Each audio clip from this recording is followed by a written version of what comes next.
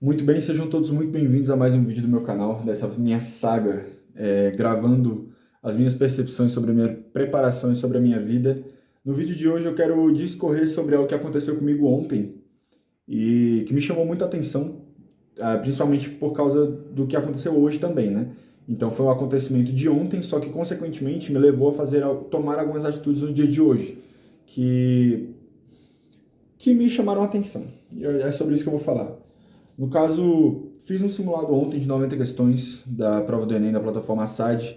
Simulado esse que é dificuldade R4, né? Um simulado que, em tese, era para ser muito difícil. A parte de natureza estava filé, muito boa, muito tranquila, né? Errei realmente só aquilo que eu não sabia de fato. Mas já a parte de matemática foi aonde eu me peguei com preguiça. Me peguei com preguiça de resolver a parte de matemática, me peguei com preguiça de resolver aquilo que eu tinha para fazer. E, consequentemente, pela minha preguiça, pela minha falta de vontade de resolver o simulado que eu tinha que resolver com intenção, eu fui muito mal na prova de matemática. Mal como nunca fui na minha vida. E isso foi muito estranho para mim, porque eu tenho uma média de acertos boa na prova de matemática, assim, razoavelmente boa para a etapa da preparação que eu tô, e meus acertos despencaram. E o meu primeiro mecanismo de defesa foi falar que eu caí na condição tempo-prova, que aconteceram coisas no meio da prova que me fizeram ficar desestimulado, que eu não consegui fazer, que eu estava muito cansado mentalmente, não dei muita atenção aos enunciados e tal. E isso tudo são desculpas para inibir o fato de que eu tenho que admitir para mim mesmo que hoje talvez eu seja burro. É um pouco pesado, né, de admitir isso. Mas todas essas coisas que eu falei pra mim mesmo, depois de eu ter terminado a prova, porque eu fiquei acima da média, presta atenção, isso é muito bizarro. Eu fiquei acima da média em física, química, biologia, em natureza eu fiquei acima da média, bem acima da média, em todas as áreas.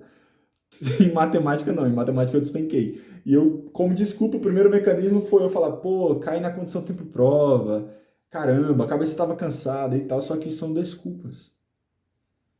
E quem é bom de desculpa não precisa ser bom em nada, meu querido. Quem é bom de desculpa não precisa ser bom em mais nada.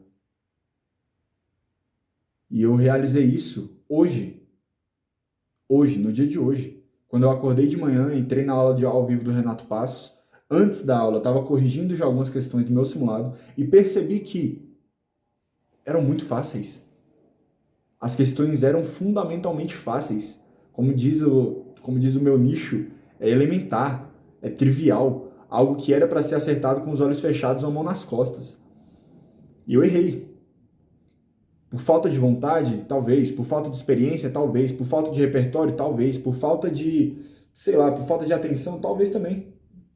Então, são coisas que aconteceram e que eu, para não pegar a responsabilidade de não ter dado a devida atenção à minha preparação que ela deveria naquele dia, no dia do simulado de matemática e de naturezas, no dia do simulado Enem de matemática e de naturezas, eu optei por dizer que, acontece. Essas coisas acontecem, deixa eu te falar, irmão, não acontece. Não é para acontecer. Esse é o tipo de falha que, se você comete mais de uma vez, destrói a sua preparação, destrói a minha preparação. E é um erro que, a partir de hoje, eu não cometerei mais. Não vou cometer mais esse tipo de erro. De ficar relativizando os meus problemas. Entende o que eu quero dizer? Não sei se isso acontece com mais alguém. Não sei se isso acontece com as pessoas que estão dentro da plataforma. Talvez aconteça, talvez não. Mas essa é a minha realidade. A realidade de que as desculpas destroem o meu desempenho. Quem é bom de desculpa não precisa ser bom em nada. Como meu pai sempre me disse, tem gente que dá desculpa e tem gente que dá resultado. E eu não quero ser o cara que inventa várias desculpas para justificar o meu péssimo desempenho na prova de matemática. Ou então, fatalmente, se continua dessa forma, quando chegar no dia da prova, vai chegar no dia da prova, eu vou reprovar e eu sou o cara que vou falar, pô, cara, mas é complicado, né? Foi a prova mais difícil da história e é complexo, não é para ser assim. Tem gente que dá desculpa e tem gente que dá resultado. E é por isso que eu tô gravando esse vídeo. Não é um vídeo longo, não é um vídeo que é para ser aquela coisa super, hiper, mega, ultra desenvolvida. Essa é uma percepção que eu tive sobre a minha preparação e sobre a minha pessoa, que acontece com muita frequência em várias áreas. Muita frequência em várias áreas.